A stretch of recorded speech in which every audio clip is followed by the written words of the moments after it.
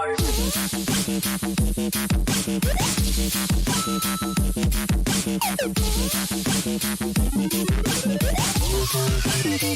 me your moves.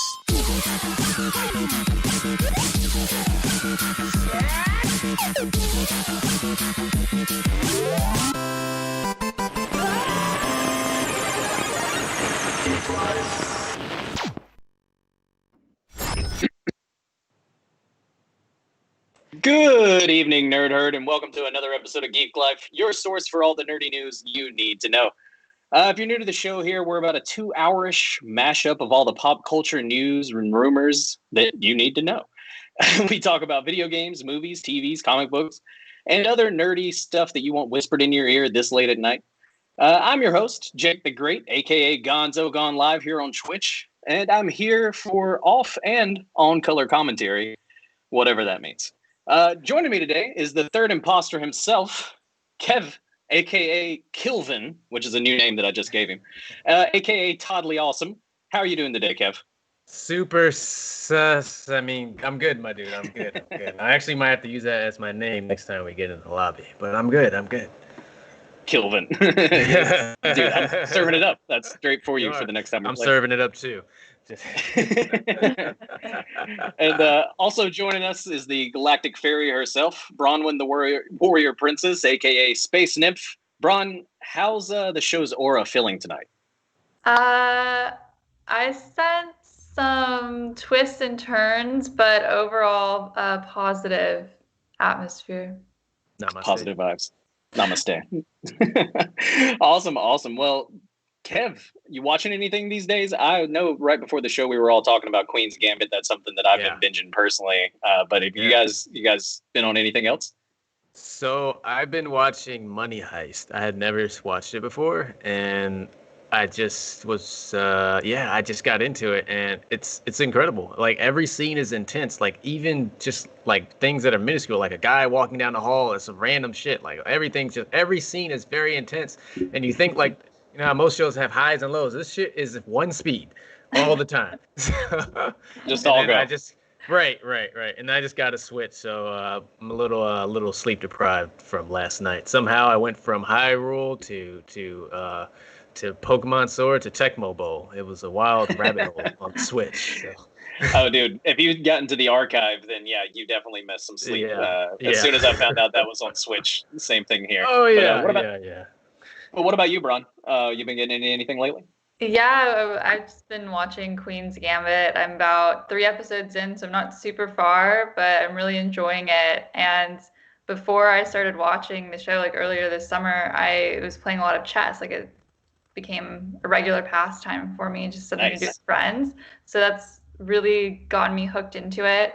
I've been watching a few episodes with a friend who's really hardcore into chess, so he will notice what they're doing before they say the move. He's like, "Oh, that's a so and so," and then they'll be like, "Oh, they played the so and so." I'm like, "Ooh, uh-oh, damn. The Venice mistake." I don't. I made it up, and it seems real. Right? You just gotta throw some. Right. But awesome.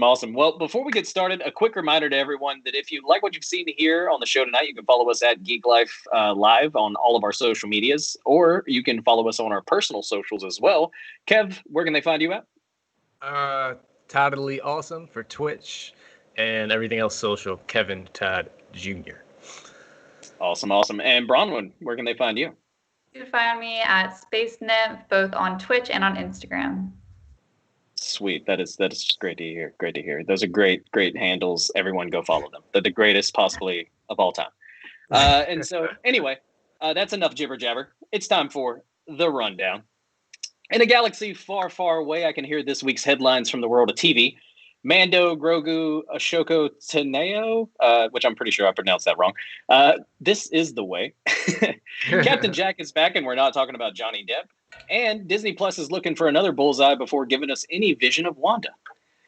Next, I'm proud to announce this episode is going straight to HBO Max. And that would be awesome, actually. I wish, Daddy HBO, if you hear us, we'll sign that contract. Metal Gear has its Snake, and it's a pretty solid casting. I want to announce the newest hashtag, which is going to be hashtag Oscar So Super Spreader. You're welcome, Twitter. That one will be coming up soon. And callback time. WB is taking it to the max. We've got some huge news coming from HBO. Then we'll use the magic lamp to go straight to the star and make everyone at the Mario Party hate us. We've got some video game news. The console wars are raging on, but one winner could be emerging. Maybe. I don't know. Dotson wrote that part, and I don't believe it. Kratos can floss now, and it's across all platforms. And it looks like Fall Guys isn't doomed to be just another trend. It's actually getting a Doom skin. And finally, we can say all three magic words now thanks to a lifted lawsuit. Abra, Kadabra, and Alakazam. Nintendo gets a fan favorite back in its arsenal. Plus, we'll dive deep in this week's deep dive on mass multiplayer migration and our top 10 multiplayer games of all time to us right now. So, now that the waters are warm, let's dive right in. Kev, what do you have for us in the world of TV? Yeah, Jake, I've got a Mandalorian update. As you mentioned earlier, Ashaka Tano appeared, gave us Grogu's name, and revealed many new plot points. Although The Mandalorian was apparently no match for a highly anticipated one-off movie available to Disney Plus subscribers at no extra cost, it has officially become the first Disney Plus series to crack Nielsen's top 10 highest-rated streaming rankings. With 9 episodes available at the time of the measurement by Nielsen, The Mandalorian was estimated to boost more than 1 billion minutes of streaming, taking a third spot overall for October 2020's list. A lot more episodes have been coming available, each seemingly generating more buzz than the last. The Mandalorian should expect to hold a spot in the top 10 for November as well. Brian, sorry. Is this the way? It could be if I was caught up to Mandalorian. Me too. I'm not caught up yet. I when I saw this news, I was like, yes, but it kind of ruined it for me. Oh, dude, it did not ruin it. Just hearing about it does not mean you've seen it. Trust me, this was this season's been amazing so far. Last Friday was great. I'm excited for this next Friday. It's honestly making 2020 a little better every week. Sweet. That's awesome. And so definitely, you guys can still buckle up for it. Okay. That's definitely something I need to get caught up. You know, Mike, I'm off the ship. No, I'm just kidding. No, not yet, but you definitely got to get caught up on it before someone calls the police. Well, speaking of terrible transitions, Bronwyn, you've got a little bit of news for us about how Captain Jack is returning to Doctor Who. Tell us who's who in Doctor Who? I don't know. I like that. Well, John Barrowman will be reprising his role as the beloved Jack Harkness for the Doctor Who holiday special, Revolution of the Daleks. Captain Jack is so revered by the show's fans that he got his very own spin-off series, Torchwood, but he often came back to make cameos still on Doctor Who, having last been seen in season 12. For this special, he is back again to help the Doctor and the fam as they discover a disturbing plan unfolding by one of the Doctor's most feared and dangerous enemies, the Daleks. John Barrowman, the actor behind the time-traveling con man, stated, "Putting on Jack's coat and setting foot back on the set of Doctor Who was just like going back home." Are any of you guys excited for this holiday special? I know Dodd's our biggest Doctor Who fan, so he might be popping off in the chat, but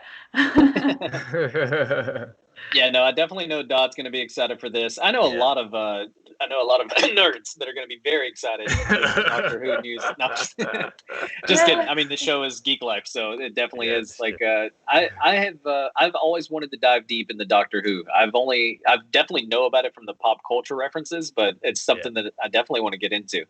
And so I never really watched Doctor Who, but I love Torchwood. I watched all of that. So this is some news, like this might make me want to watch Doctor Who kind of thing. So yeah, I'll check it out. No time better than now, I guess, right? Yeah. Right. We've got quarantine, and there's like 1 billion episodes of this show. So right. We're all locked down again. Exactly. And like somebody said, it's essentially space cowboys, which, come on, like, and Star Wars is space summarized. If Doctor Who's space cowboys, we could definitely go for it. Bisexual space cowboys. Oh, that's who Jack is. Yeah. Like, this is apparently a huge deal. A lot of people are very excited about it. So we wanted to break it here for you today. So awesome. Well, and last in our TV news this week, we've got new details coming from Hawkeye series from Disney Plus. So Marvel's Hawkeye first look at Haley Steinfeld as Kate Bishop was reportedly revealed. According to comicbook.com, Kate Bishop is heading to Disney Plus's upcoming Hawkeye series. The character will be played in the show by Haley Steinfeld, and fans have been eager to see Steinfeld in action as the beloved character. Now they have their wish, though admittedly it's a very small glimpse when it comes courtesy of a video taken from the set of Hawkeye when it was filming in Brooklyn. The video features Jeremy Reiner's Hawkeye walking down the stairs with a woman that is presumed to be Haley Steinfeld, especially since she's holding the leash of Lucky the pizza dog, which a lot of people are very excited about as well. And Lucky the pizza dog isn't the only one rumored to make a cameo in this upcoming Hawkeye series. Black Widow's Florence Pugh is also rumored to appear in the Hawkeye series as well. Kev, are you excited for this new Marvel shows coming to the small screen at Disney Plus? We've even got fans talking about possibly Daredevil coming back to life. That means that Cage maybe could be coming back, and that Punisher could be coming back. Are you stoked for this Hawkeye show and the possibilities of new Marvel shows to come? I'm stoked for all the Marvel shows. I just need them to come out already. I feel I've lost track of how many Marvel shows are supposed to be out and haven't come out yet. So yes, I am stoked. Please just release it. And on back to Daredevil, please bring that back. Please. A lot of people love Daredevil. Please. What about you, Bron? Are you I know Wanda, that's the joke that I made earlier in the intro, was that like we're getting, pumped about this Hawkeye series before we even got WandaVision, which I feel like that's what everybody's, really excited for, that's been getting kicked down the can over and over again, but apparently it's supposed to come out still, right after the holiday. So anyway, like, are you guys still going to be excited and tuning in to all of these new shows, especially now that they're coming to Disney Plus, which seems to be the home of all the new Marvel stuff, right? Yeah, I'm still more excited for WandaVision, so this doesn't have me quite as stoked, but yeah, it seems like they're coming out with a lot of new things, hopefully. Yeah. Or a lot of new ways to tease us. Right. Sure. Keep the hype going. Keep that suspension going every month. They are very good at keeping the hype going, because we're still here talking about the new Disney Plus drops every week. And so here we are. And the only thing I've been watching is Mandalorian, so I don't know about that. Hey, it's definitely been worth it, honestly, to have my... I would. Yeah. My Disney Plus subscription has been worth Mando alone.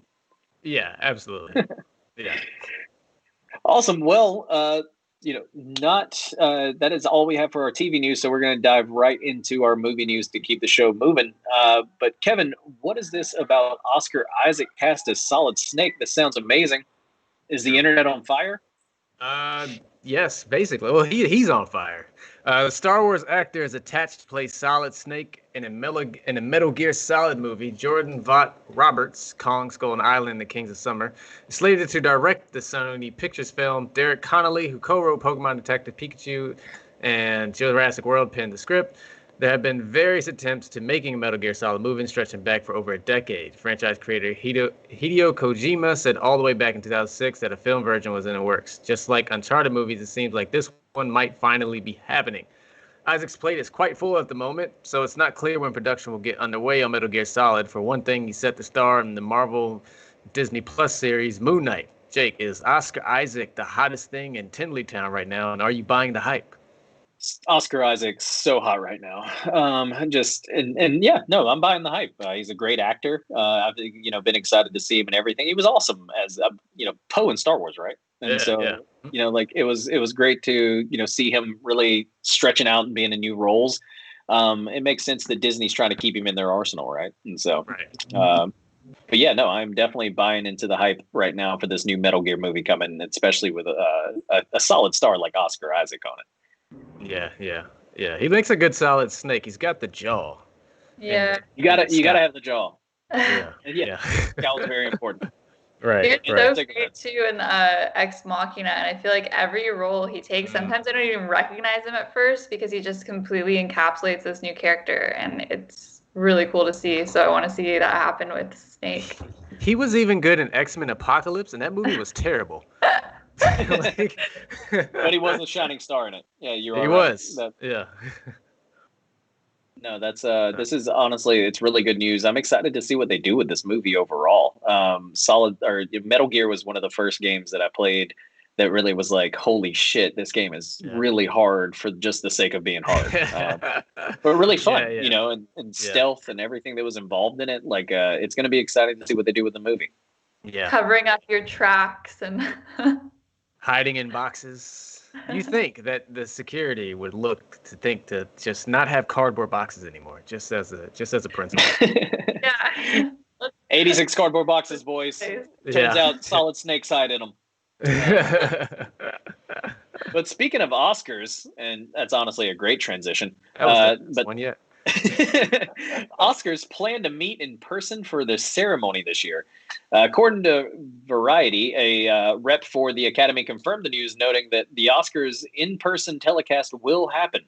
A secondary source told The Hollywood Trade that the Academy has done a walkthrough of the Dolby recently and to see all the multiple options. So pretty much trying to weigh out everything that they can do. Though this apparently is the plan for the event, it remains to be seen how quickly a COVID-19 vaccine will be distributed across the country, and whether local restrictions in California or Los Angeles might make things, just not pan out. There's also been the possibility that nominees for the awards would not come, which is a huge thing considering that the pandemic has taught us that literally nothing can be predicted in 2020. Originally set for February 28th of next year, the 93rd Academy Awards have already been postponed till April 25th, 2021. The delay will allow the window of competition to be extended for the awards, making the field of entries even bigger. Though typically the eligibility window runs from January to December, this year's awards will honor the releases from January 1st, 2020 through February 28th, 2021. It's going to be a huge award show. And they're even talking about doing it in person, especially if the coronavirus vaccine is out around the time that they're expecting to be doing this. And so, honestly, I see why this has been a big story, but I also see why it's kind of a non-story, because it's one of those things where it's like they're basically just saying, if there's a vaccine and things are okay, yeah, we're going to go for it in person. And it's like, what's the problem with that? But anyway, Bron, do you think this year's hashtag will be Oscars So Super Spreader? Or do you think it's honestly a decent idea to just go ahead and plan for things to eventually get back to normal? I think that hashtag could be a thing. I don't think it's super vital and necessary to have an in-person award show packed in a theater. Or maybe not packed. I mean, one whole thing about the awards are that the people are usually spread out and there's all these empty seats, and they have people that they literally pay to be seat fillers to sit in between people, so it looks really full. So I'm like, oh, just get rid of those people. But I just don't think it's necessary. It's kind of funny though, because everything else is grinding to a halt in LA, which is where I am right now. The film industry keeps trucking on. I was just working on a film set last week. I mean, mind you, they tested us every single day. You couldn't start work before you got a rapid test, and they had all these precautions, and there's literally a whole new department on film sets now, COVID compliance officers, where they are wow. making sure you have your mask. They're telling people to spread out in between every take. They're opening all the stage doors and getting air in there. So there are all these steps being taken, but it's really interesting. I saw kind of a local restaurant owner who had an outdoor restaurant, and she filmed something saying oh, my restaurant has to close, but look over here. And she turns her camera, and there's a film crew across the street with all these tables and people sitting and eating outside. And part of me is just yeah, that's fucked. And then another part of me goes, well, everyone going to a restaurant doesn't get a COVID test to be able to go inside the restaurant. So it's a little bit strange here. The priorities are really strange, but I don't think that there needs to be an award show. You can still have an award show. It can be online. What is the importance of having that in person? You could announce a winner of something over Zoom. Get dressed up in your best, finest pajamas, celebrities. Cool. That might be a fun little different atmosphere for an award show. Never been a huge Oscar watcher though, so this isn't that vital to me. And especially since the Emmys did it, I don't understand why the Oscars can't do it either. Like the Emmys was basically completely virtual, and the Oscars are like, nah. Even though the cases are, insurmountable and unprecedented, we're just gonna do it anyway. We're gonna put all our bets on, spring being time where COVID will go away. Well, hopefully they know something we don't. Yeah, that's true. That's true. That could be it too. The Hollywood elites, you know what I mean? Yeah. Anyway. Let's put our tinfoil hats on, Jake. It's time to go deep. Maybe they know something we don't know. But anyway, we'll see how it comes out in 2021. Hopefully, I'm optimistic myself. I hope that we can eventually do stuff, but I don't know if the first thing we have in person necessarily needs to be the Oscars, right? No. Like you said, Braun, it's one of those things where it's like, is it really like the best time for a giant packed in award show? Like different things like, like let's get back to just having like graduations and funerals and like normal stuff that human beings need, it's like grieving and like growing. Not rich elites celebrating rich elites. Yeah, like thank you for the pat on the back. But anyway, so we'll definitely have to stay tuned to see if the Oscars becomes another hashtag, as it has many years. Which this one could be hashtag So Super Spreader. Which honestly, like, if I started that right here today, you're welcome.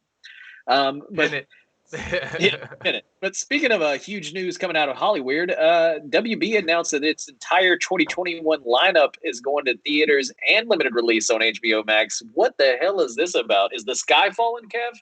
Well, it is for movie theaters, certainly, Jake. Warner Brothers is plotting a sweeping response to the ongoing COVID-19 pandemic, which has shuttered movie theaters around the country. In an unprecedented announcement, the studio will send 17 films, including The Matrix 4, The Suicide Squad, and Doom, to its streaming service for 31 days, the same day they hit theaters.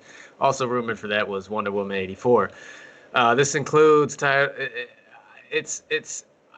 AMC came out and made like slam HBO Max and Warner Media for this move, saying that it's basically calling it a dick move and that you're killing the film industry. Which it's not really killing the film industry. I think it's killing the theater industry, which the theater industry has kind of been killing itself before the pandemic.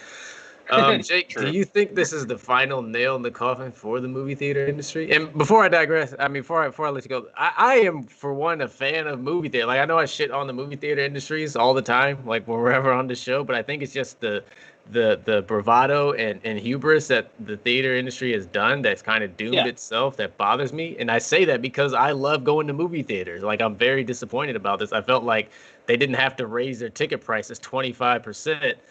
Over the past 10 years, it doesn't even match the current inflation rate. But that's another topic. Do you think this is Sounds like a deep dive. Right.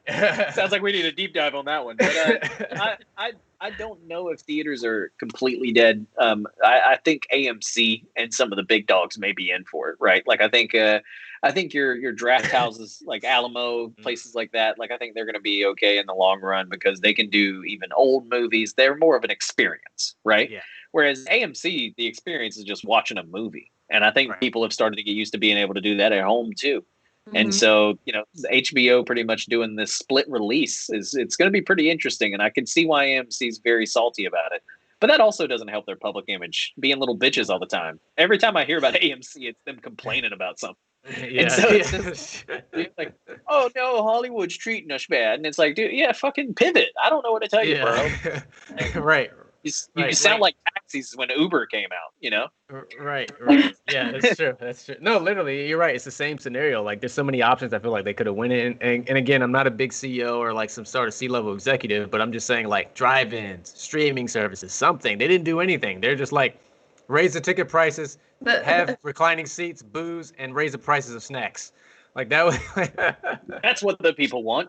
But they could have definitely been. It's kind of like the people who built malls all across America, and now they're going, oh fuck, no one wants to go stand in a gray building and shop anymore, because people want like more like outdoor mall experiences and everything, right? Like true.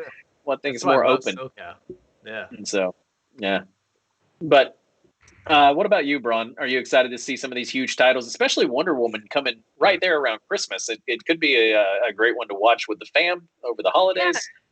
That's kind of like a tradition in my family is like we'll watch movies together like on Christmas Day or even go out to the movies. So I think this could be fun, especially because there's a lot of I don't know if they're going to offer something like this, but a lot of the streaming sites now you can do or hold like watch parties where one person like initiates it and then you're all streaming at the same time and you could even like have a little chat function. So and that would be cool too to be able to thinking of like holiday movies with my family who I can't actually see in person right now. Yeah, no, I mean, that's a really cool way to kind of celebrate things together, especially in a virtual way. Maybe we could even do an Elf stream on here. I'd love to watch Elf with everybody. Yeah, that'd be awesome. Well, just because I like watching Elf as many times as possible. Anyway. So our last story tonight in the world of movies is rumors about Plastic Man being reimagined as Plastic Woman. What is all this about, Bronwyn? Yeah, well, Warner Brothers and DC Films bends expectations with a flexible adaptation of Plastic Man, Plastic Woman, perhaps. They are bringing on Kat Vosco, the talented writer behind indie projects such as Queen of the Air and Fierce Kingdom, to script Plastic Man as a female-led action adventure. If you're unfamiliar with Plastic Man's origin, Patrick Eel O'Brien is an orphan forced to live on the streets who was shot during a heist and exposed to an unknown chemical liquid that gave his body the properties of rubber, allowing him to stretch, bounce, and mold himself into any shape. With the help of a monk, he's revived and guided on his journey, beginning to take on law and order into his own hands by capturing criminals using his powers. So are any of you two familiar with Plastic Man, or is it new? Other than my dad making dated reference when like a football player, basketball player does something overly athletic, no. Like I don't really know much about Plastic Man other than like the old heads reference. Have you guys I've never showed you guys my Plastic Man tattoo? He's probably one of my favorites. No, I'm just kidding. I know I have a Plastic Man tattoo. For like half a second, I was like, I like that they're choosing someone obscure for this though, because a lot of times when they change the genders of a character, people freak out and they're like, "Oh, but it's not to the original." No. So choosing someone that's obscure, that we're like, "Who is Plastic Man?" I don't know who the fuck Plastic Man is. Like by doing that, they're creating a whole new narrative that people aren't going to fight against, and I think this is a really smart move to do it this way. I think you're wrong. People will fight against it either way. They'll find out, even if they don't want or have no idea who Plastic Man is. They'll be like, "Wait a minute." Yeah, the new Ghostbusters is an all-female cast. You know, like I'm boycotting anyway. Right. That's kind of like, you know, those guys are always going to be out there. But honestly, like I think this is you make a really great point, Bronwyn, about how like if it's not like, you know, like one of the big dogs and somebody that's kind of obscure, they can really just make this character whoever they want going forward. And if they want more representation within the universe, you know, like why not just make it, right? And so Mm-hmm. Awesome. Well, that wraps the gender bending joke. I'm not sure. Oh man, missed opportunity. That was a great opportunity. I wrote one out and then I got rid of it. I was like, I could have did that in the intro. I'm out. I gotta go. Show's ruined. Show's over. Shut it down. But anyway, no, just kidding. We're going to keep going. That about wraps it up for everything in the world of movies. But we're going to dive right into the world of video games. And Kevin, I believe you have a little bit of news from the front lines of the console war. How many soldiers have we lost in this one, Kev? Yeah, well, unlike our joke writing, Jake, PlayStation is winning this console war. Unfortunately for Microsoft, though, it hasn't been much of a contest, save for perhaps the clash between Xbox 360 and the PlayStation 3. And it seems that the latest head-to-head isn't much different, or so suggests data similar web shared with T&W. It won't be much of a war this time. PlayStation, the reigning market leader, is widely seen as having the advantage. While visits to PlayStation.com and Xbox.com were relatively neck and neck in the lead up to each brand's pre-launch dates, traffic to PlayStation's site peaked at little over 892,000 on September 16 when Sony kicked off pre-orders for its next-gen console. By contrast, Xbox site topped out at 776,200 visits on its respective pre-order launch on September 22nd. To give you a better idea, PlayStation's pre-order peak represented a 327.4% increase in traffic on average compared to the days prior in the month. It was also 279% higher than traffic at Xbox.com on that day. Xbox pre-order peak, on the other hand, saw a traffic bump of 263% compared to the days prior in that month, and 211% more visits than PlayStation.com received on that day. Jake, you love numbers. We really, and Brian, I'm gonna ask you too, do we really even have this conversation anymore? And do console wars, are they even relevant? Do they matter? I know when we did our deep dive, we kind of even talked about that a little bit, like if there even is a console war. But I think the real winner overall is going to end up being Microsoft, because Windows is on every PC. Right. So even if you're PC Master Race, you're playing Microsoft. And Xbox is about to open up on their whole Microsoft Game Pass is about to be available through PC and on Xboxes, where you can just pretty much play anything from their category or from their fucking discography. You know what I mean? Yeah. And so it's Sony's definitely crushing it with the PlayStation right now. I know a lot of people want PS5s, but at the end of the day, I think Microsoft is still winning this thing. And if it even is it's honestly just two behemoths battling it out, but they're not even really battling it out. There's always going to be room for one or another. Samsung's never just going to die because Apple's dope. You know what I mean? Right. Yeah, exactly. That's true. I guess you also just sound butthurt that Xbox isn't winning. And I am too, Brian, but at the end of the day, it's I'm just so over it, because I feel like there's the amount of exclusives that are on each console are minuscule compared to how many third-party games there are. I feel like the only one who's winning in all this is Nintendo.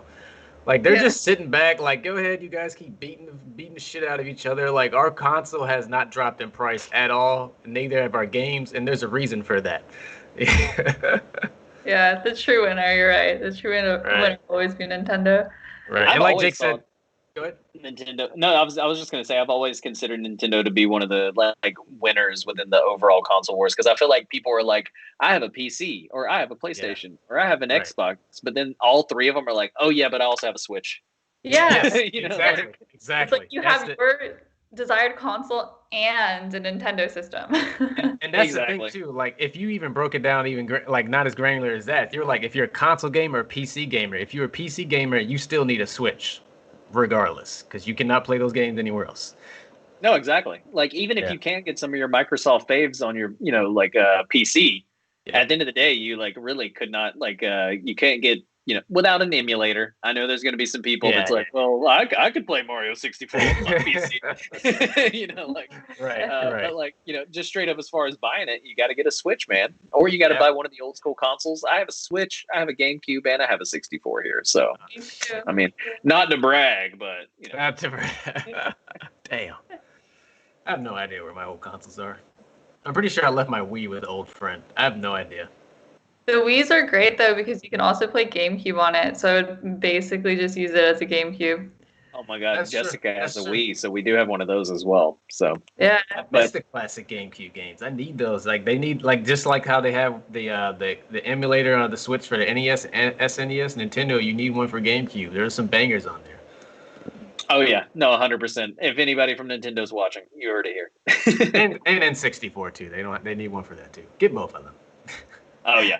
No, 100. Yeah. We Nintendo needs to get better with this backwards compatibility on gaming. They really got to open up that full thing to Switch, man. I know they dip their toes in with Mario 64 and Mario Galaxy and all that jazz, but we even need to get we got to go all the way back. Star Fox 64, Super Metroid, all that.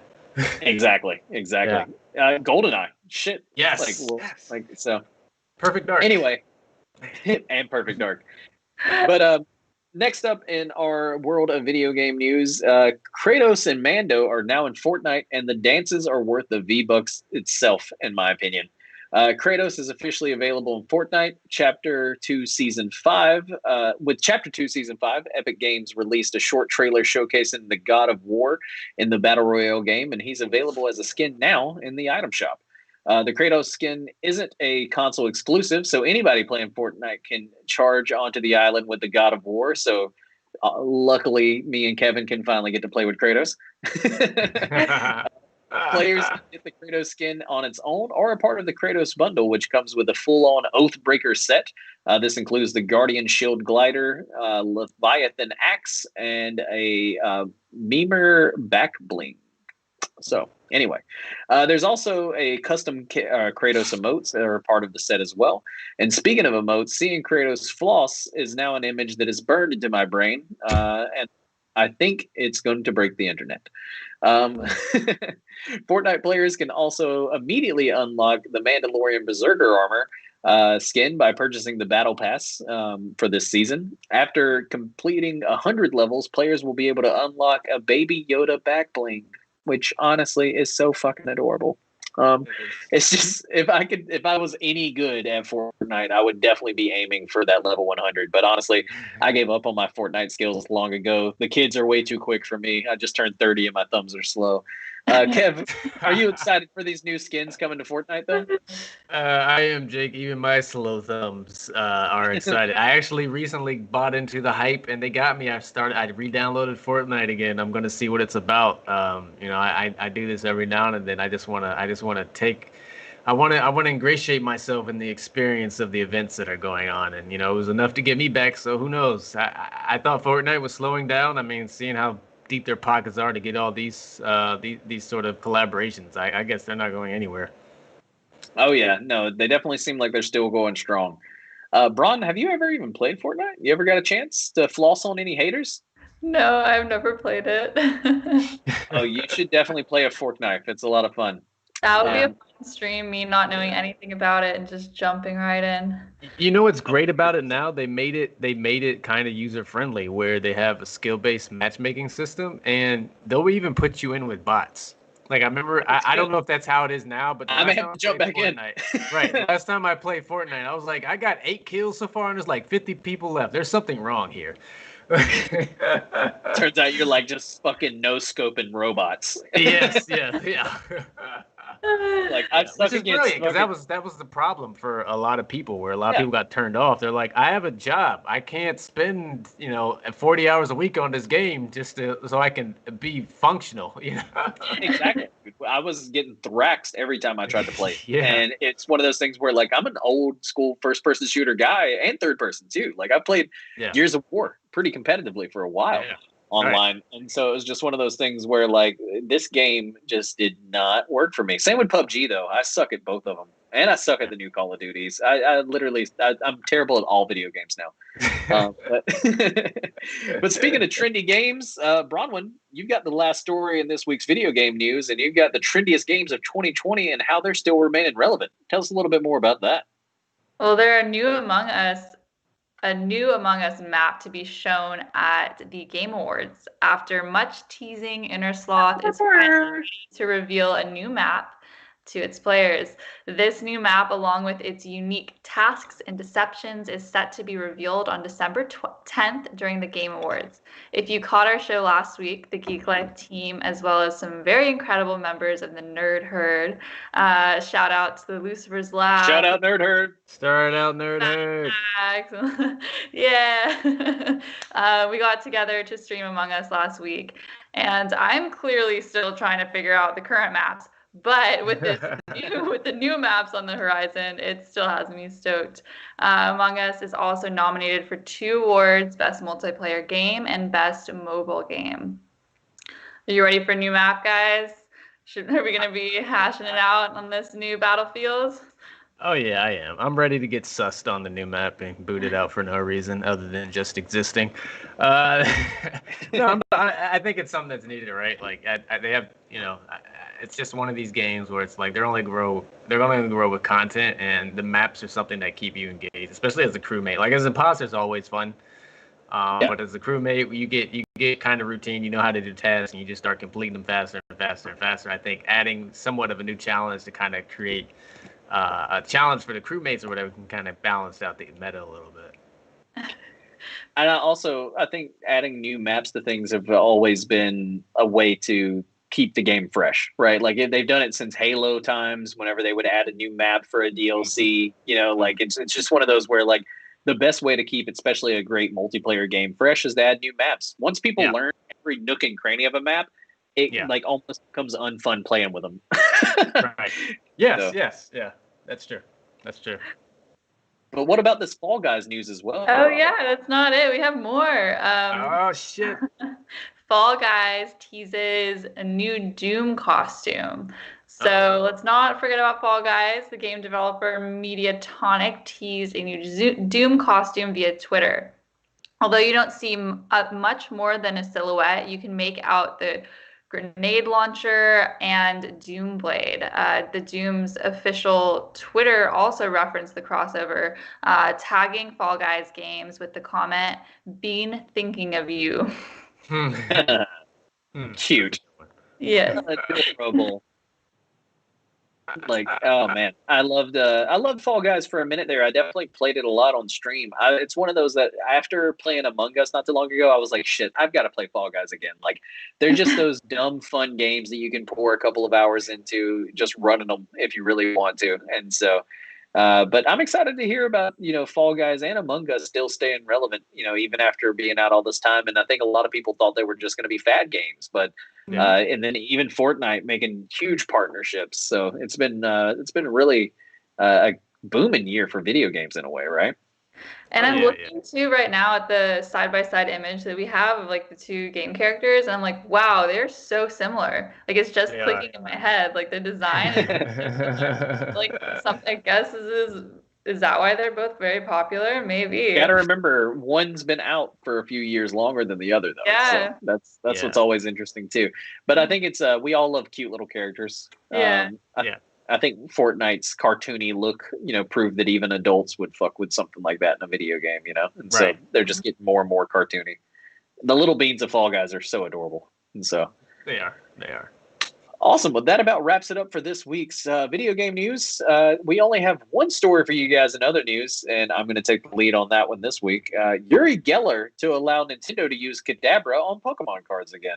If you haven't seen this one blowing up all over the internet, it's been nearly 20 years since illusionist and magician Uri Geller has given Nintendo permission to once again use Kadabra on Pokemon cards. Geller, who is perhaps most well known for his ability to bend spoons with his mind, sued Nintendo in 2000 and asked that Kadabra no longer be allowed to be put on Pokemon cards due to the similarities of Kadabra's spoon and Japanese name to himself. In Japan, Kadabra is written in certain variations that include Younger and Jungererler or something like that, which both similar sounding to Geller. Geller eventually came back and said, "I am truly sorry for what I did 20 years ago. Kids and grown-ups, I am releasing the ban. It is now up to #Nintendo to bring back Kadabra Pokemon cards. It'll be one of the rarest cards now. Much energy and love to all." Kev, are you excited to hear that Kadabra's back? I am, because this kind of drives the price up of my Kadabra I have. No, but you know what? I remember when I heard this story, I was like, damn, I didn't even know that happened. Then I started thinking, I was like, oh yeah, I remember reading about those magazines. That's how long ago this has been going on for.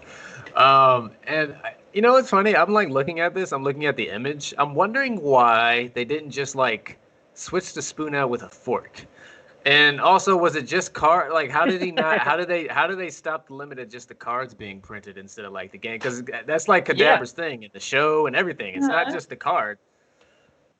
It's interesting. It may be how he had a trademark or something on that trick or on like his likeness. It could have been like where it can't be used in print, but it couldn't. Maybe. But Nintendo or Pokemon was smart enough to get around it for video games and TV likenesses, right? Because I thought the same thing. I was like, I've definitely seen Kadabra in Pokemon games and stuff. But then, when reading the story again, I realized it was on the cards.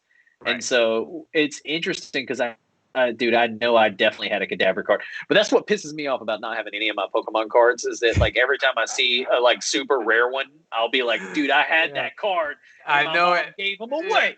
Damn it. Top 10 anime betrayals. Am I right? Yeah.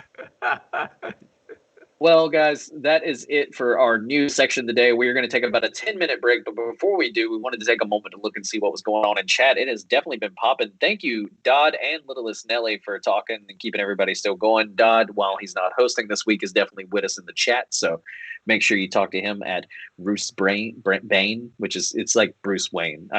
He had to explain that to me as if I was a child.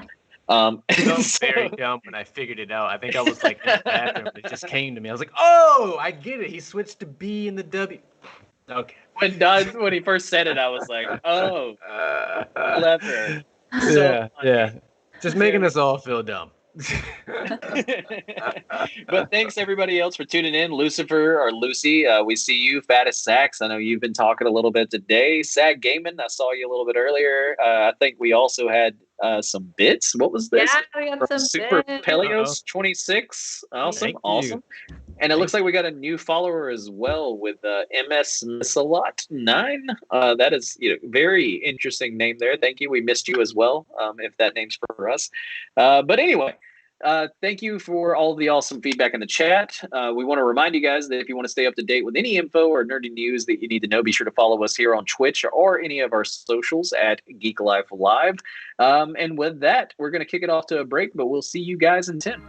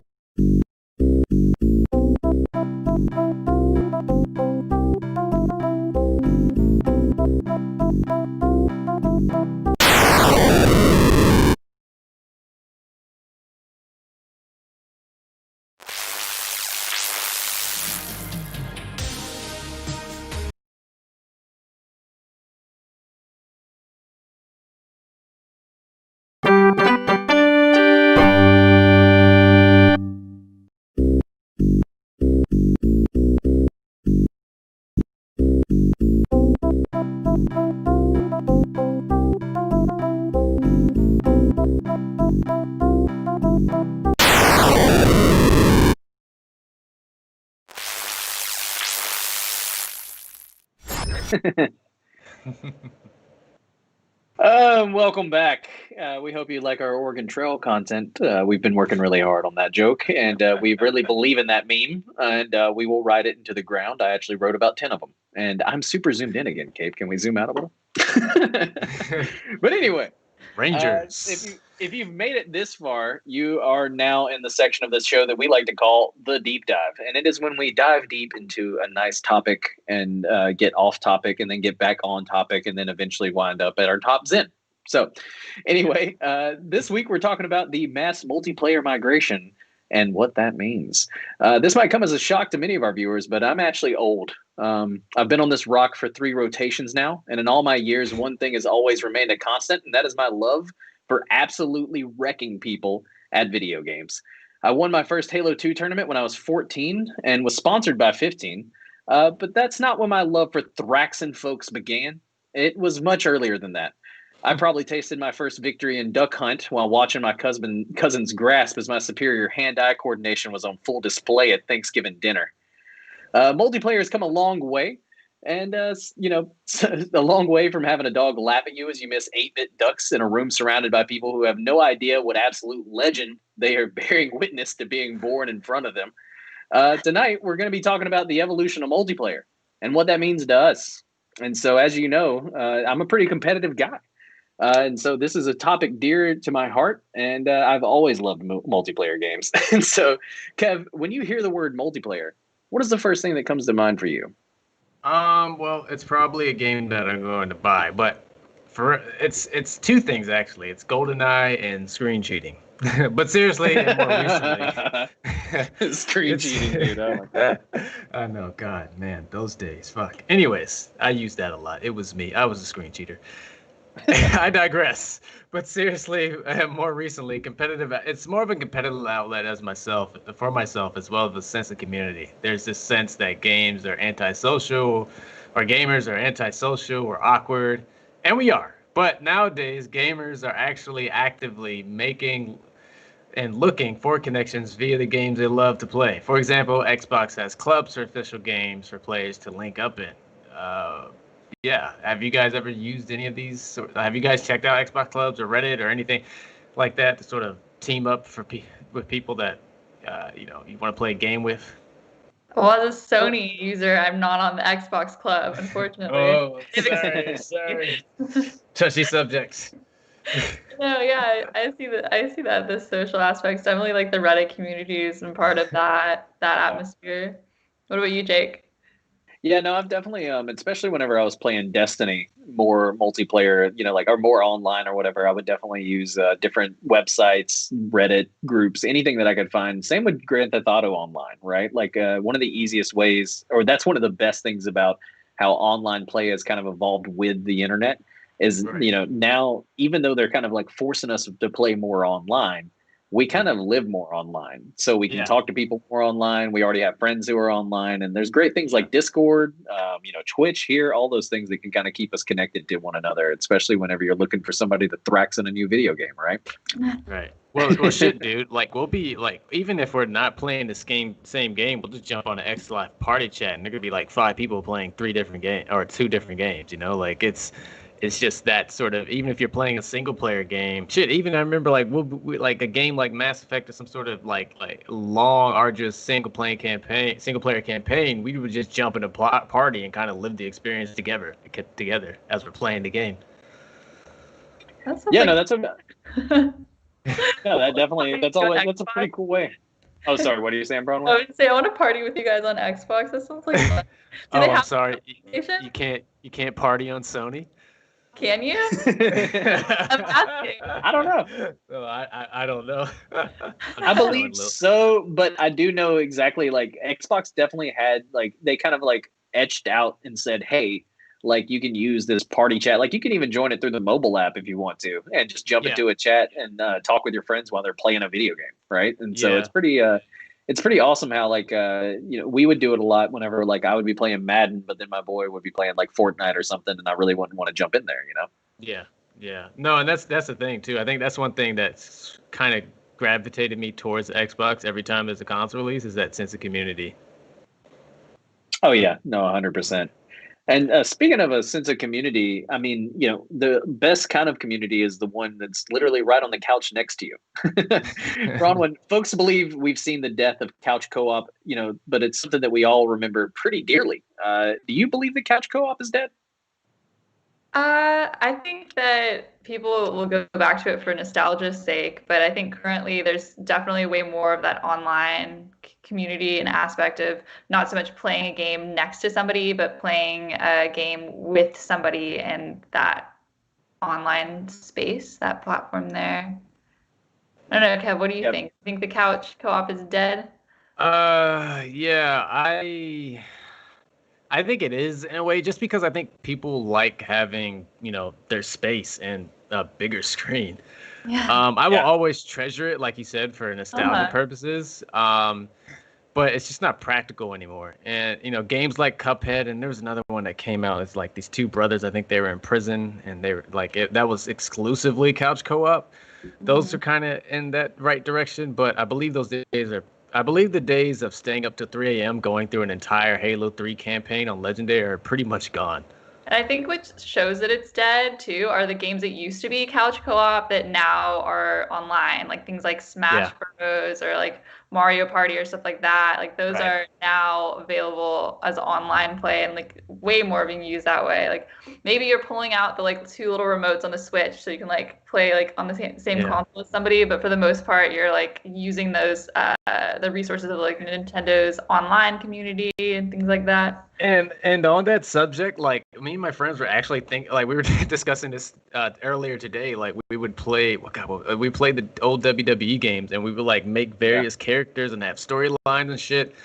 And we were all there in my friend's basement going through this shit, and it's not the same online. You can't get that experience online, so I do miss that. Like you can play online, but it's not the same. You're not next to the person as you're destroying them, watching them crumble in defeat, the trash talking, the energy and the vibes. Oh yeah, Dude, a in-person Smash tournament, and you know this because we've done it at work. We are did, way yeah. better than even an online Smash tournament It's not because the like there's same. something about being able to get in your opponent's head with them sitting right there next to you. Like I Yeah. think couch co-op will.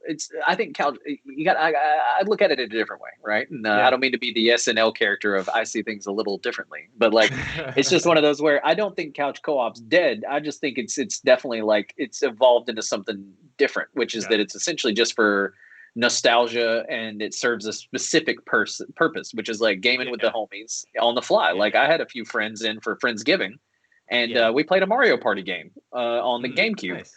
Mario Party 3 or 4, I believe. But like anyway, you can't like that shit was so much fun. Just sitting there talking smack, playing some mini games with each other. I guarantee it would have been fun online, but it would have never been the same, you know? Yeah. And so I don't think couch co-op will ever be completely dead, but I definitely don't think new games are being developed with the idea of couch co-op in mind, right? It's kind of added on as an additional, like, this is nice to have. That's true. That's true. And, you know, even just, I think it's just the accessibility of everything too. Like, I remember we not even in co-op, like we would watch a friend play like a single player campaign of a video game and just like, no one else really touched the controller or whatever. We're just watching this one person go through like an entire game, and we're just there hanging out, enjoying the experience. No, 100%. And I mean, it kind of segues into the next one, which is, you know, I know, Kev, you are a first-person shooter guy. Yeah. And we all love to watch a good first-person shooter. That's why, you know, they are not necessarily even first-person shooters, but shooters in general, the battle royale kind of like whole thing that's really taken over multiplayer gaming these last couple of years. Do you believe that this has helped speed up the death of the couch co-op because it's kind of pushed us into more of online multiplayer play?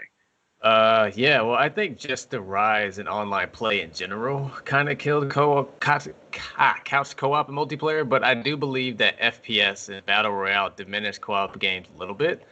There just aren't as many of these titles anymore. We saw a resurgence of them like 5 to 10 years ago, but that development train has seemed to slow down with exceptions to games like Monster Hunter, Destiny, and various indie titles. Co-op, not even just couch co-op games, but co-op games in general, I think they're kind of going by the wayside. I think it has something to do with Twitch streams and more and also esports definitely playing a big part in this. Yeah. But I think I don't know. Maybe I'm optimistic they'll come back because I love a good co-op game. You know, like games like Left 4 Dead or Evolve, which was kind of underwhelming, which had potential, but again, the potential was there. The potential was there. Yeah. Sea of Thieves, I hope not. You know, right? Sea of Thieves. So no, I wouldn't say entirely that co-op is dead. I think, like you, I think it's just evolved into something else. I think FPS and Battle Royale. I think these games for sure are in the spotlight, but I don't think it's gonna kill co-op. Couch co-op. That's like you said. That's a different, especially as we do this during a pandemic. I think can't really be on random people's couches anymore. No. I think those days are gone. The couch co-op, the LAN parties. You know, like they're just it doesn't make sense anymore, really. No, not at all. But Bron, what do you think about the battle royale craze that's going on right now with multiplayer? Do you believe it's here to stay?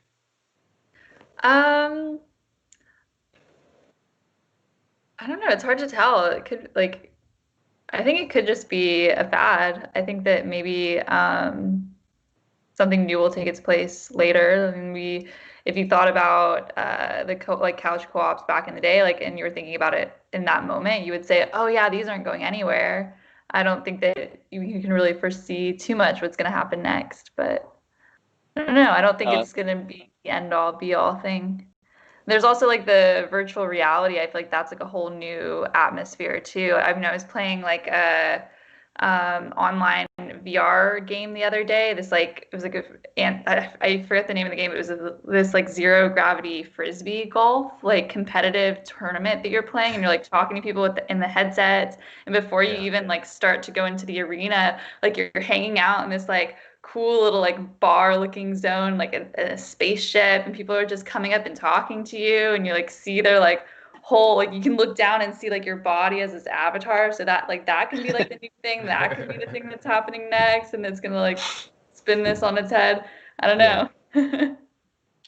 No, I mean, VR is going to be it's really interesting that VR did not take off more during the time of COVID, honestly. Mhm. Like, I kind of assumed that during this time, whenever we had to be all disconnected, we would have wanted to be more connected through some sort of virtual reality.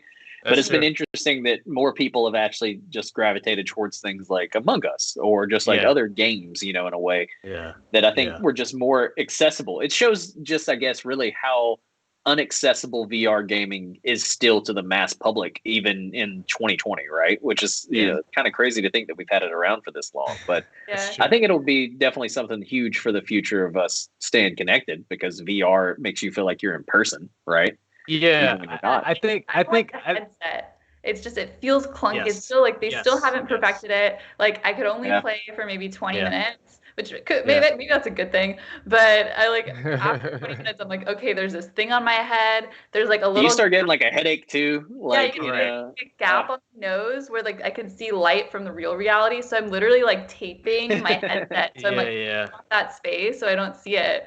And it's not perfect. And I think people maybe are just waiting for something with a little bit more ease that they like would be willing to spend that kind of money on, because for what it is now, maybe it's not so much worth it to people to feel that.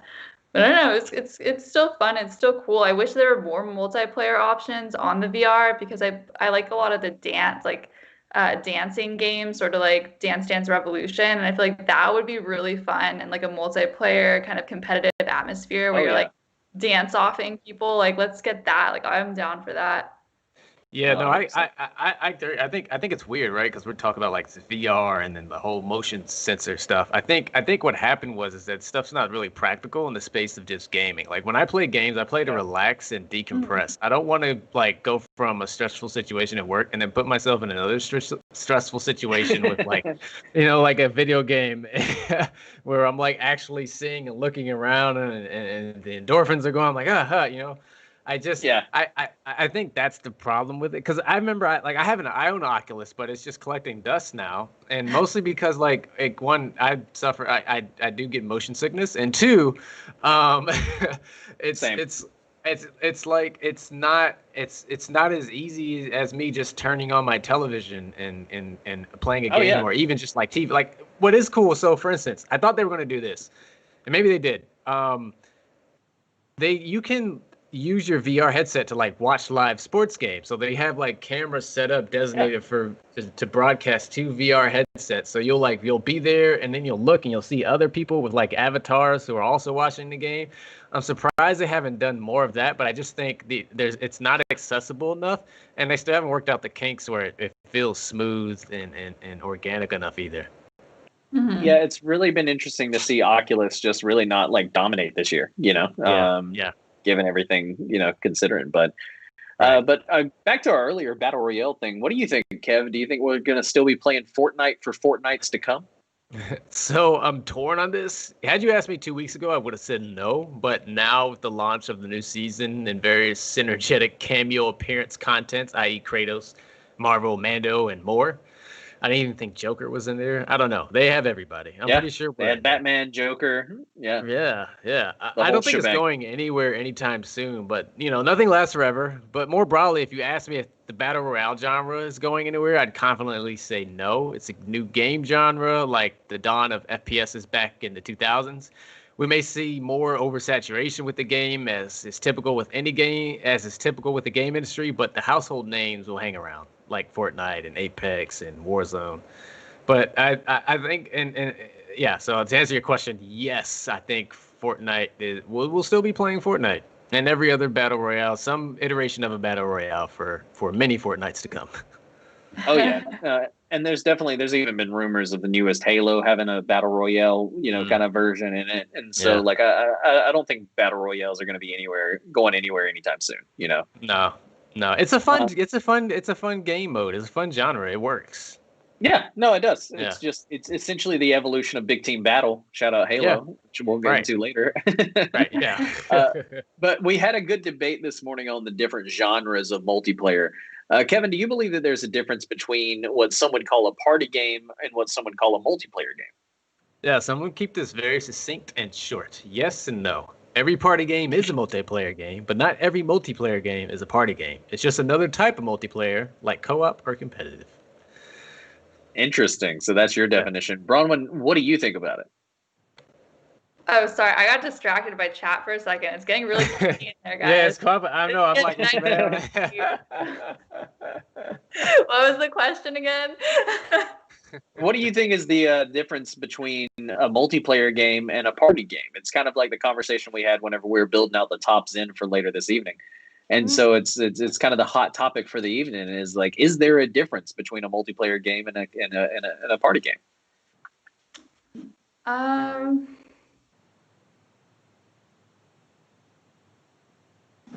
Yes, but I don't know what it is.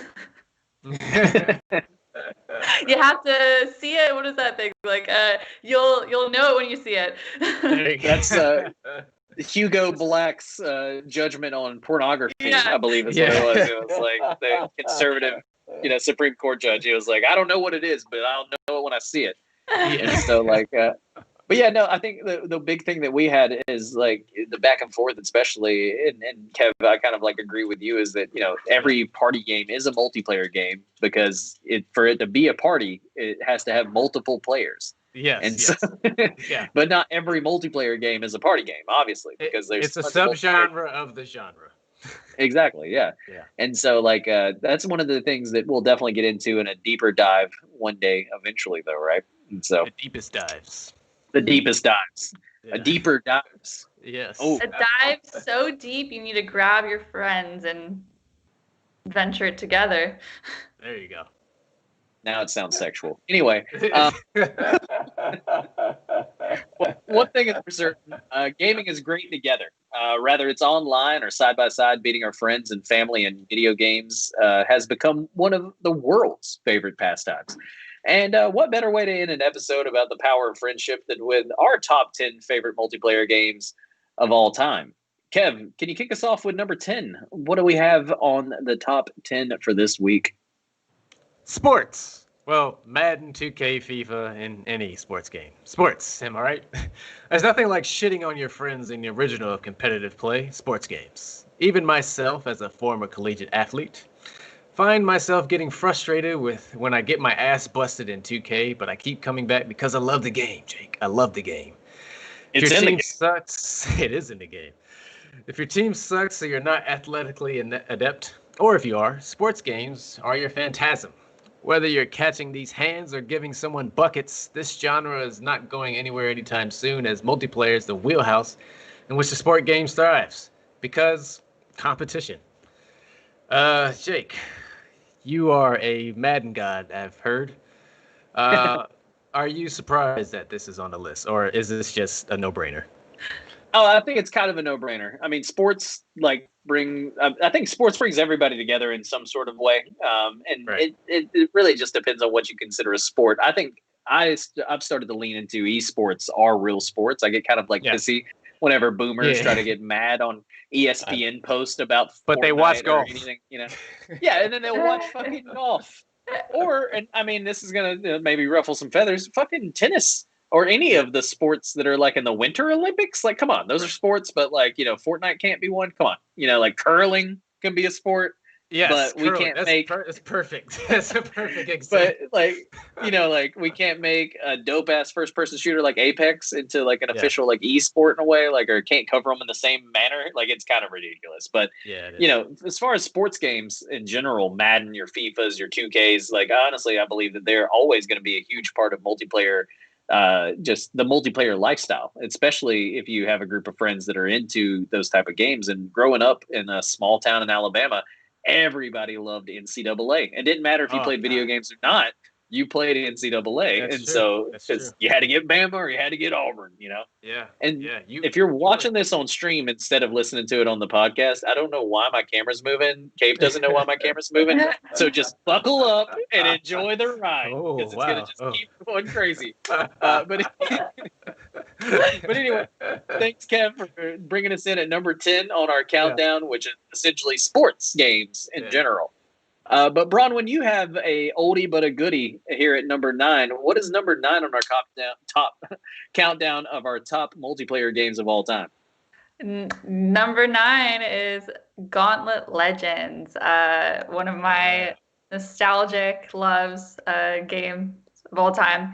So let's get into this. The Gauntlet series started in 1985 as a fantasy-themed hack and slash arcade game on the Atari system, and it's noted as being one of the very first multiplayer dungeon crawlers and paved the way for a lot of games to come.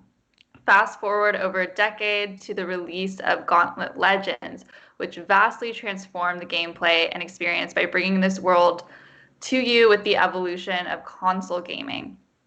Available on the Nintendo 64, PlayStation, and Dreamcast, you and 3 other friends could sit on your couch together and seek out the scattered runestones to prevent a corrupt sorcerer Garn from using their powers to summon demons.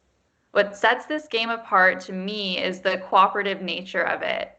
Rather than battling your friends out, you're working together to make it through these dungeons. There's a lot of communication involved, from moving the map together to like strategizing your abilities, even things like getting health points. Like if you notice somebody else is low on health, they'll be like, hey, like just found this meat, like go eat this meat, and they'll run over. So that was really great. I have such fond memories of playing this with my 2 older brothers because it was one of those rare games that we could actually all play together instead of me just having to sit on the couch and watch them like solo play a game. Like I got to be part of it, and that was really awesome. And each one of these players has really unique attributes. There's warrior uses their strength, the wizard uses magic, archers have more speed, so they might be like running ahead in the fight. Valkyries are really good at defense, so you are able to kind of pick and choose who you play as, and that's like your superpower for your team.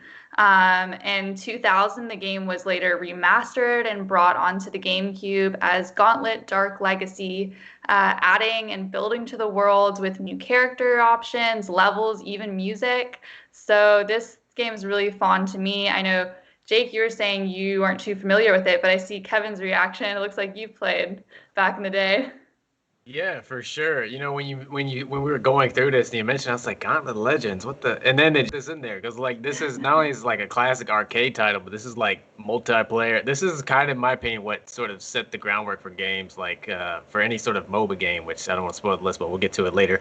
You know, like I just remember, I think I was either the archer or I was the dwarf. Like I just remembered this game specifically just being in an arcade and then being upset because I didn't have any more quarters to play it. So I never finished it. I know it came Dreamcast and PlayStation, but I only played it on the arcade cabinets. When Braun first mentioned it, I was like, oh my God, it's genius. We definitely have to have an old arcade game on the countdown because while I couldn't remember this one in particular, there are so many arcade experiences that were amazing for multiplayer. The Ninja Turtles arcade game is one of the ones that I think of where you could get 3 homies together and just really thrax fucking Shredder. And so, like, you know, if you had the coinage. That's right. But that's you know, it's funny that one of my first like almost, you know, co-op I would say multiplayer experiences where we were all working together was in the arcade. You know, a lot of the shooters where you could work Time Crisis, things like that. Hell yeah. And so like there's so many awesome ones, and like this one I don't know how it slipped my radar. So like next time I'm in an old school arcade, which hopefully after COVID's said and done I can be back in one because I love visiting those things, I can get a game or two going. So yeah, for sure.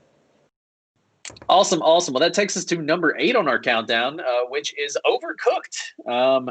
Overcooked, this game will put your communication and cooperation to the test. It will also test your relationship, so you have been warned. If you've never worked in a kitchen, well, this is the closest thing to it. If that kitchen was on fire and rats were actively trying to steal your onions. If you can communicate effectively and crush a level, you'll ride a high like none other, just to have it come crashing down at the next level with a bunch of floating fucking kitchens. The more the merrier when it comes to this game. And if you're playing with 4 on the couch yelling at each other to put fish in the fryer, that's a successful Friday evening to me. You know, either you get the chance to serve up some chaos, you know, like, wait, either of you guys ever have a chance to serve up some chaos with Overcooked? I haven't, no.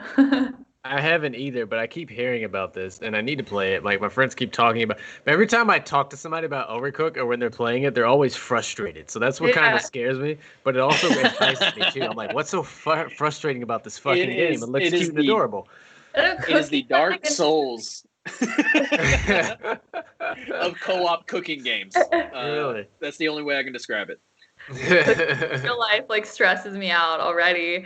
There was like another like non-co-op cooking game. I think it was for the Nintendo DS where you like use the stylus to like slice things. It was like called like Mama's Kitchen or something. And yeah, cooking games can be fun for sure. And the co-op one, like man.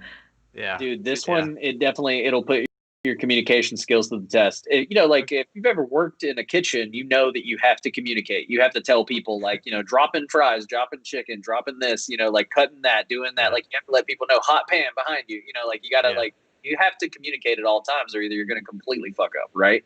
And so like that's what really makes this game interesting is they've somehow encompassed that, but then made it completely off the rails because your kitchen can catch on fire at any time.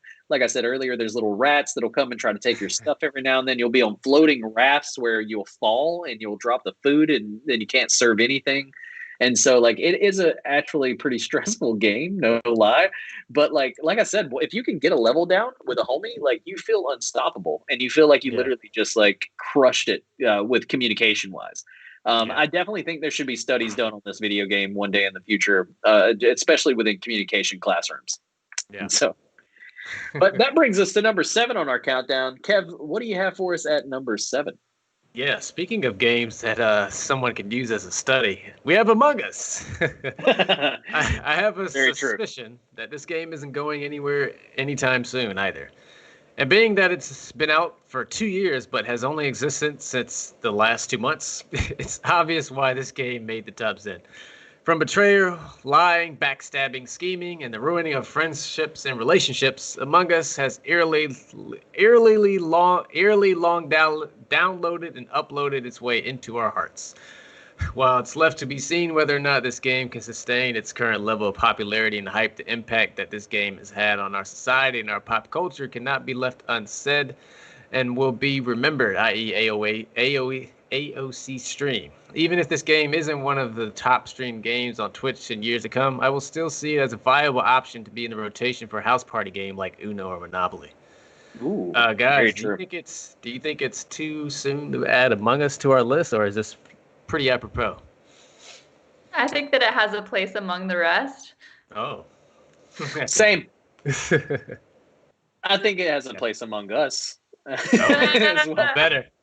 So many puns. But yeah, no, it's definitely belongs on the list because I think it's a great multiplayer game and a great multiplayer experience, and it's essentially one of the great like in-person multiplayer experiences, which is like Mafia or Werewolf or any of those like kind of like in-person games that we played, and so it kind of just takes that and makes it virtual, which has a nostalgia level and like there's just so many factors here that is like, holy shit, like this game is, I think it's going to be here to stay, especially for multiplayer, heads, people who love to play with friends. This is always going to be in their arsenal. Right. I agree. And I think it's one of these games where, like I said, although it may not have the same pedigree or hype that it once had later down the road, it's still going to be a game that's going to be revered and remembered for the impact that it had and what it's, I also say short amount of time, but shit, it's still going. So. Oh yeah, no, very much so. It is still growing. I mean, it's one of the most watched streams on Twitch, and it's one of our most watched streams as well. Yeah. So we definitely may play Among Us again. For sure. Well, that takes us to number 6 on our list this week. And Bronwyn, you have us at number 6, and it is a legendary one indeed. What is number 6 on our countdown this week? Number 6 this week is World of Warcraft.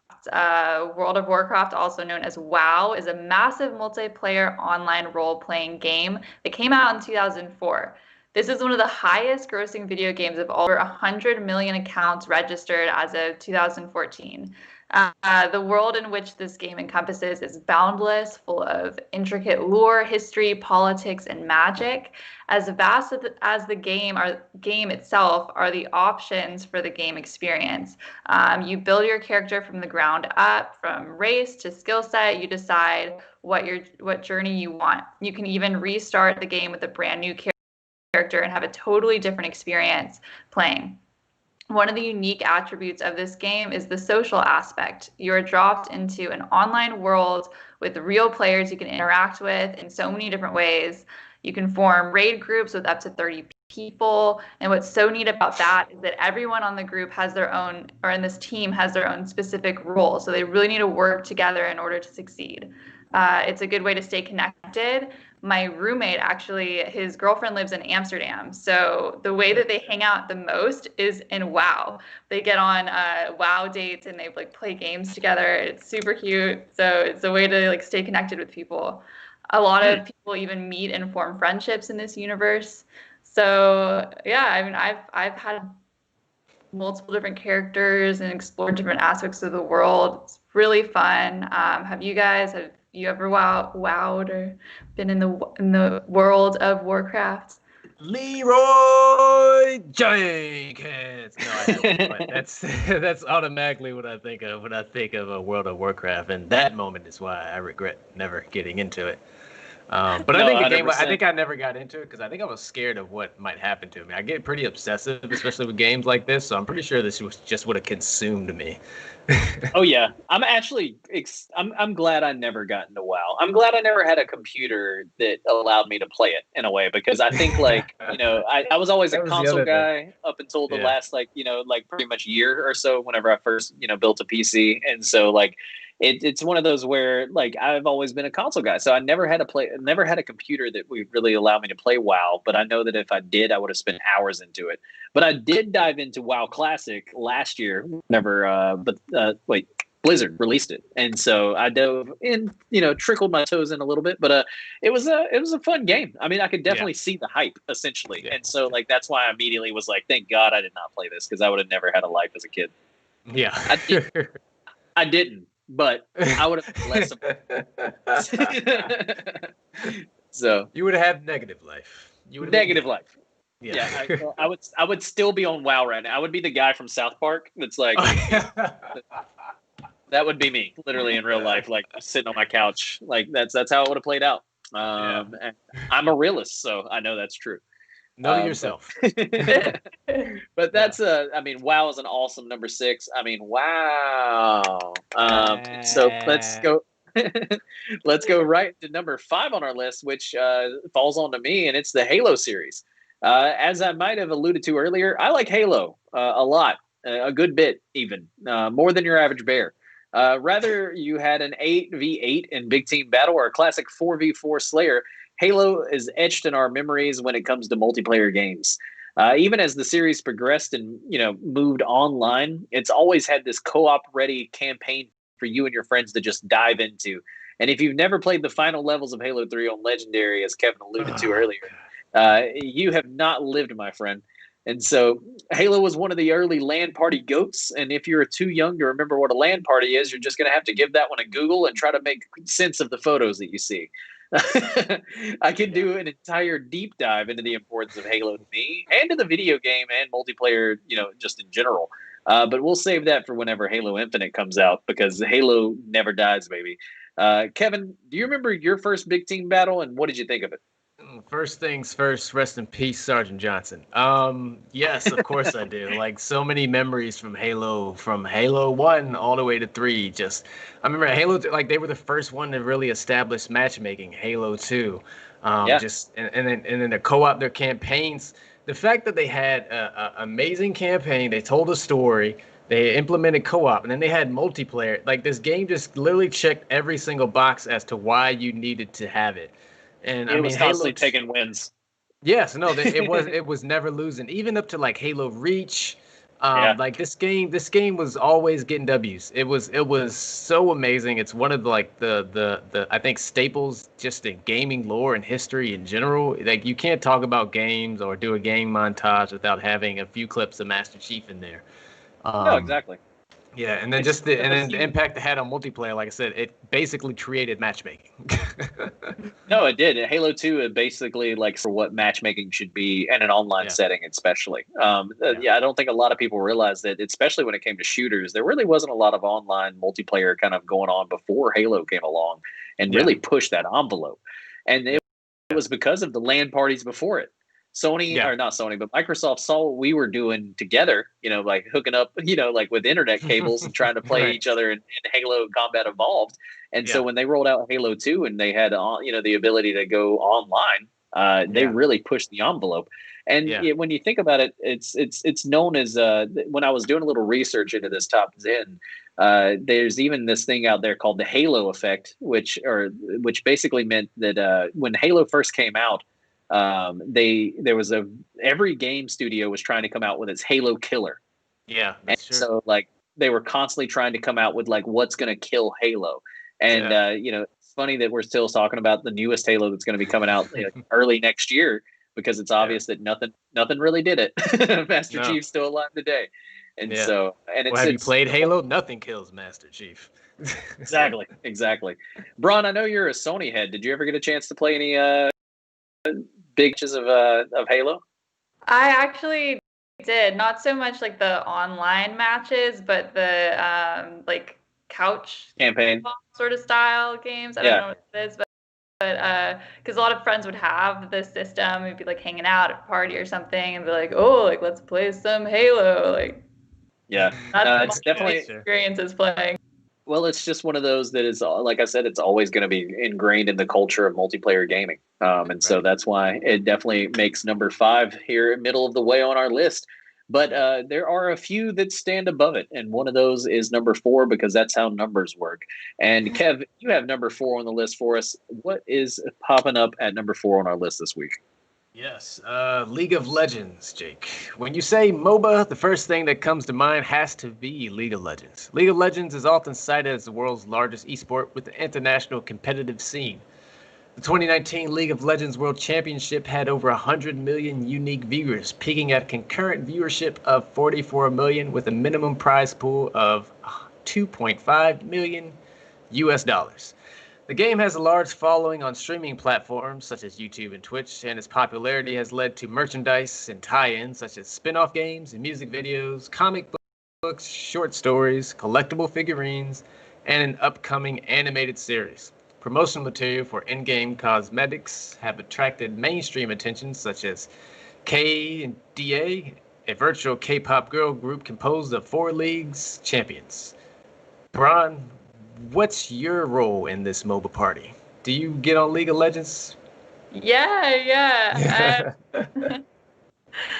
I'm usually botting as Miss Fortune. I actually this year had the opportunity to go to a League of Legends championship game before everything shut down. It was like right before everything shut down, and that was so much fun. Oh my gosh, getting to go to their center, and before the game started, like you can go in their sort of computer lounge and play there, like access to all the characters and skins, and you immediately get on your account like all these cool perks for the time being of being there. You don't get it unlimited time, for unlimited time, but still it was really cool, and being able to just see that competitive nature of it, see these teams with their players and all their swag and gear like going up on stage, and these really intense like fans cheering in the tournament. So it was wild. It was so fun. Damn. Yeah. No, I've seen videos of different League of Legends, competitions and everything, and it's huge, man. Its international appeal is even larger, and that's another Blizzard game, I believe, right? Like the same as World of Warcraft. These guys just know online, and Overwatch is another one that I think would make a more honorable mention, or it may be number 1. You don't know. Stay tuned. Stay tuned.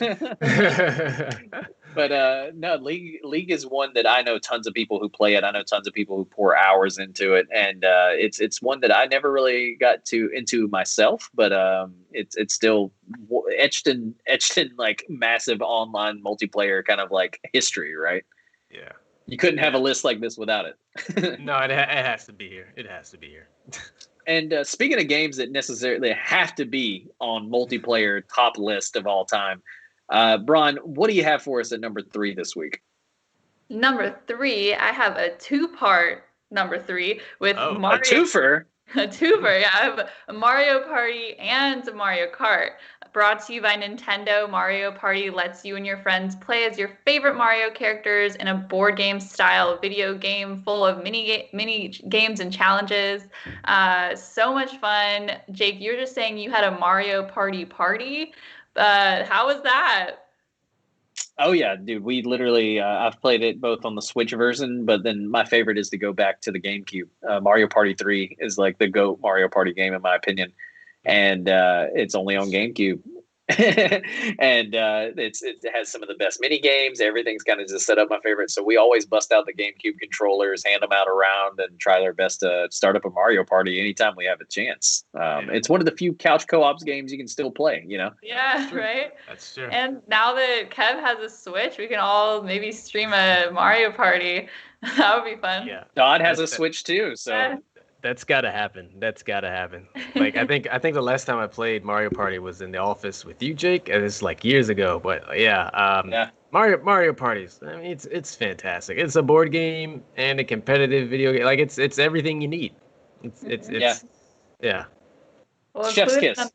Included in this number 3, we still have Mario Kart, which also takes its flagship characters and puts them in a different wacky situation, this time as race car drivers. It was inaugurated in 1992, but since then has seen many iterations with new characters and new tracks. When I first think of Mario Kart, what comes to mind is this psychedelic and spaced out Rainbow Road. But what's the first thing that you guys think of? Blue shells. Red. Oh god. Yeah, blue shells. I was gonna say Rainbow Road, but then the blue shells. I had the PTSD from the blue shells. If you're ever one of those that's in first place, and I don't mean to toot my own horn, but I'm all right at Mario Kart, and so if you're riding out in first place, you see the finish line in front of you. And then all of a sudden you hear it. You can hear it coming. And I'm glad that the newest version does have a somewhat of a counter. If you have the speaker on you, you can blast it and it'll make it go all way. But that's been the first game that's ever allowed a counter to the blue shell. The blue shell has always been the end all be all. You are fucked, bro. Yeah. That's a good way to flex and also say what you like what comes to mind.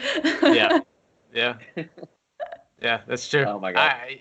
But I think Mario Kart's just one of those games again. I think it's one of those classics that's never gonna go anywhere. Like my Switch actually came with Mario Kart, so I even played a little bit then, like just by myself. Yeah, just going on. Yeah, having a nice little nostalgia trip and enjoying the sort of new I guess rehashed version of Mario Kart, if you will. And it's one of these games that just doesn't get old. It's fun. You can pick it up anytime you're bored and just have a blast, especially with other people. It's always more competitive with other people, and it's one of those games that anybody can pick up. And I think that's what makes it so great. Yeah, gamers from beginner to intermediate, medium, anybody can really pick up Mario Kart or Mario Party for that matter. These games, like, are there like pro moves, just like Smash and other games? Yeah, of course, right. But it's still like any Nintendo game that could be picked up by any casual gamer, and I think that says a lot for why it has such a huge multiplayer appeal. Yeah. But speaking of massive multiplayer appeal, number 2 on our countdown this week, and we are almost there, folks, is GoldenEye. Developed by Rare back in 1997 and based on the 1995 hit 007 GoldenEye. GoldenEye for Nintendo 64 is known as the GOAT when it comes to multiplayer games for the most part, even though it wound up at number 2 on this list. So you're definitely going to have to buckle up for what number 1 is. GoldenEye 007 is considered an important game in history of first-person shooters for demonstrating the viability of the game console as platforms for the genre and for signaling transition from the then standard Doom-like approach to a more realistic-looking game style. So it pioneered features such as atmospheric single-player missions, stealth elements, and the thing that we all remember it most for, a console multiplayer deathmatch mode, right? At the time, GoldenEye 007 was considered the best multiplayer game on the system, edging Mario Kart just by a single hair, according to IGN. Edge called called it addictive. The originality of some of the scenarios and the multiplayer game mode called "You Only Live Twice." Game Pros said that the multiplayer modes will have you shooting your friends for the rest of the year. But needless to say, it had us shooting our friends in GoldenEye tournaments for the rest of our lives because GoldenEye is still very popular around the U.S. to this day. But even though a lot of people would call it the GOAT, only one ranks higher in this list. And Kevin, I believe you have our number one. What is that one? I do, Jake. I'm sure no one will be surprised by this, but it is Smash Bros. And of course, the GOAT, Smash Bros. Yes, yes. Whether it's Melee, Ultimate, or the OG on the 64, Smash Bros. Is a timeless classic, and not just in the multiplayer genre, but the fighting game genre as well. Who doesn't love to use iconic Nintendo characters in an ultimate bout of fisticuffs? Ganon versus Bowser, Zelda versus Kirby, and finally versus Sonic. That was so amazing when we got that, guys. The possibilities are endless now. The game has evolved over the years too, from the ability to import and use your Mii in the game to a constant and steady stream of DLC fighters. Smash Bros. Is the gold standard when it comes to multiplayer games, and one could argue possibly it's one of the greatest fighting games of all time. Smash isn't just a couch hangout and beat 'em up. It's recently established a strong competitive online and esports presence as well. With longevity, multiple iterations, and innovative evolutions of this franchise, it's easy to see why Smash Bros. Is number one in our top Zen this week. Bron, Jake, is there any disputing this? I don't think so. I think Lucifer thinks so, though. We're getting some attention over here. I saw, yeah. Minecraft, and I'm sorry to say I've never played Minecraft, so that's really why I didn't put it on the list. Yeah, definitely honorable mention. Yeah, I didn't know Minecraft was multiplayer, but that shows you how little I played Minecraft. Really got to get back on there. To be fair, we almost left off GoldenEye for like the last second. We were wrapping it up. I was like, it looks good. And I was like, holy shit, GoldenEye. We're gonna put Halo on here, but not GoldenEye. That can't happen. No, exactly. There is no Halo without GoldenEye. Like, really, there's not. There's no FPS without GoldenEye. Yeah, exactly. And honestly, just the kind of competitive multiplayer games in general, like that's why we had to put Smash at number one, because it helped bring the genre of fighting games into a completely different audience than what played it before, right? And so that's why Smash is the GOAT. And honestly, it's on our top 10s are always just kind of like our own personal opinions first off, guys. So if you think Minecraft should have been on the list, please go put as many comments as you can. That helps views. Yeah. Let us know like how angry you are about what else should have been in the top 10, because there are a lot that I know that we missed that people look up to. But for me, and I think for everybody here, Smash is a hard one to argue with being the number one.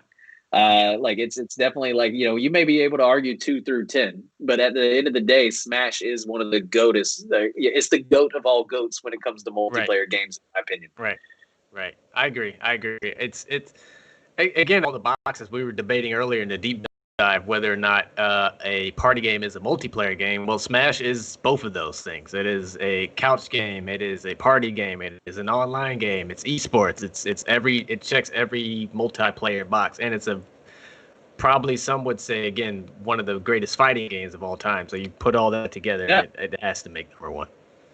And like I was saying earlier, with classic Nintendo, kind of like ways, they were able to make a game that can be picked up by, your little cousin, whatever, but then also can be played at a professional fucking level. Right. I know a dude and beat guys with like one hand and phrasing. Yeah. But that is it for our top Zen this week. Do any of you guys have anything else you want to add for Smash or any of the other ones before we go into some of these honorable mentions? Oddjob was my main in GoldenEye. That's all. I was slaying people with that hat. Oddjob was the GOAT. Because he was too short. Everybody knew that. Yeah. That's why in some tournaments. Yeah, in some tournaments you can't use Oddjob because he's too short, and there's actually it's hard to like aim down and shoot at him. So right. But anything from you, bro? No. Smash. Who do I play in I guess- Smash? Oh, I'm always Yeah, Link. let's. You're always I Link. got, I got Link. He's Nice. what I play. Or sometimes I'll play as Samus. Those are good ones. Those are good ones. Nice. Yeah, Nice. I was a Ike, Marth, and I think and Lucario main. I was Captain Falcon in the OG, but he wasn't. Oh, sorry, Fox. I can't forget Fox McCloud. Damn, I use a bunch of people, guys. But Ike is my go-to when I really want to fuck people up.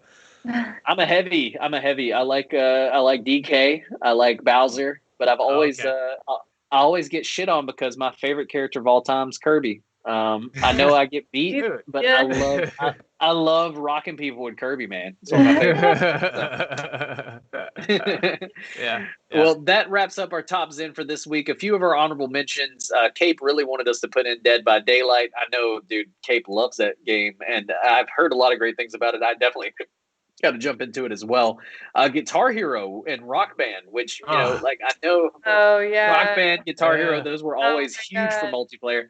Yep. Just Dance Absolutely. and Dance Dance Revolution, I think, would also fit into that one, Bronwyn. So that's always a fun multiplayer one there. I know how you said you love the dancing games. I dominate in a Just shit. Dance. Seriously, guys, you do not want to play me. I was a leader. I remember choreography really easily. I will destroy you. She said that way too Good to know. confidently. Good to know. Yeah, I'm she out. was way too ready. Yeah, You're right.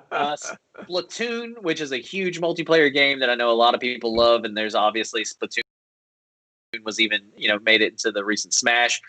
We also have Evolve, Gears of War, Apex Legends, Fall Guys, Ark Survival, Minecraft. You know, also made our look, Lucifer. Lucifer was upset. It made it. It was in our honorable mentions. And so, Kev just added Left 4 Dead, which, you know, I think, you know, that's obviously one of the other ones that is a huge multiplayer game that everybody loves. Scary games have really taken off in the multiplayer genre, right? And so, Especially for Need co-op. someone to go through that with you. yeah, you need someone to deal with that trauma with you, right? And so, Right. Precisely. that about wraps it up for this episode of Geek Life. We all hope you enjoyed it, and I hope you enjoyed spending the evening with myself, Bronwyn, Kevin, everybody here. You know, I always have a lot of fun hosting for us, and so if you liked anything that you saw here today, remember to follow us at Geek Life Live on all of our socials, and then you can follow us on our personal socials. And what are those again? What's yours, Bronwyn? Tell the audience. Space Nymph, come follow me on Instagram. Noise. And what about you, Kev? Where can they follow you at? It's totally awesome. I may not be pointing at it, but it's fine. And Kevin Todd Jr. on the other socials as well. Awesome. And you can always check out Geek Life content and anywhere. We have it on the YouTubes, the Instagrams, the Facebooks, the Twitters. Like we got content for days. We got content. We got new content. We got young content. We got old content again. So we got all the content that you need. Spectrum. Yeah, wide spectrum of content. And so definitely come check it out. I want to give a big special shout out to our moderator, Littlest Nelly. She's always here. And Bruce Bain, a.k.a. The Dodd. Yeah, he was here the whole time in the chat. You knew it. He just didn't go by the name The Dodd on it. And so, you know, definitely thank you, everyone, for tuning in. Oh, yeah, and also special shout out to our video producer, Cape, who always makes sure that the show is running superb. And, you know, it turns out he knew my camera was moving the whole time earlier. He did that on purpose. It was testing y'all, making sure you. I have another shout out before we head out. I want to shout out Jake, whose birthday it was last week. Happy birthday! Oh yeah, happy birthday, Jake! Thank you. I try. Like I said, I'm getting very old, but it's okay because you know, I grew up on the internet, and so none of us will ever age. I'm still going to play video games well into my old age, and I will always be Thraxing kids. So we'll be back next week, same place, same time, for all the nerdy news that you need to know. Until then, you know, be sure to give us a follow, watch that content, and just let us know what you think about the show in the comments below if you're watching this on YouTube, and keep talking in the chat afterwards. We really don't care. But thank you for your time, and have a great evening, everyone. See you next week. Peace. Goodbye now.